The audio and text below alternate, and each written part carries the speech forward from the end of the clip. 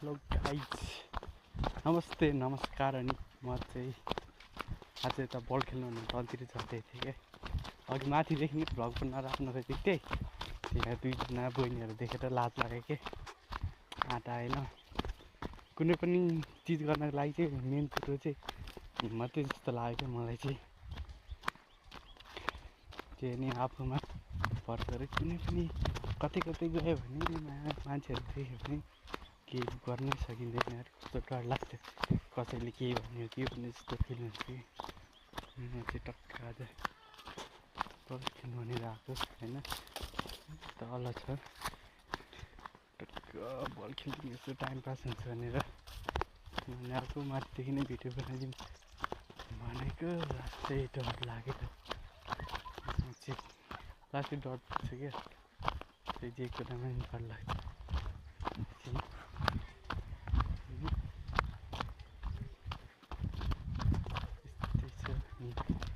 तपाईँहरू सन्चै हुनुहुन्छ होला, मस्त छ सन्चै भएर बल खेल्न हिँड्थ्यो होइन।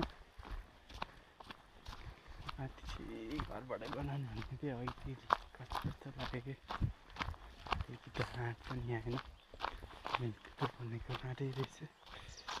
उताले तल आएपछि बनाउनु सुरु गरेको। अगाडि पनि बुढी मान्छे हुन्छ, अलिक कस्तो कस्तो फिल भइरहेको छ, डर डर लागिरहेछ मलाई चाहिँ जस्तै एकदमै डर। बल किसको भएको छ बोजू?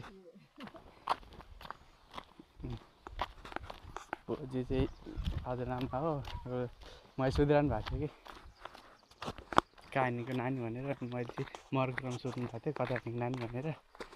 म चाहिँ टक्क यहाँ तल बल खेल्नु भनेको बोजू भने मैले मर्ग्रामबाटै फर्केँ हेर्ने। अहिलेसम्म चाहिँ केटाहरू कोही आएनन्, कोही आएर हिँड्छ नि। म चाहिँ माथि रोडमा आइसकेँ होइन।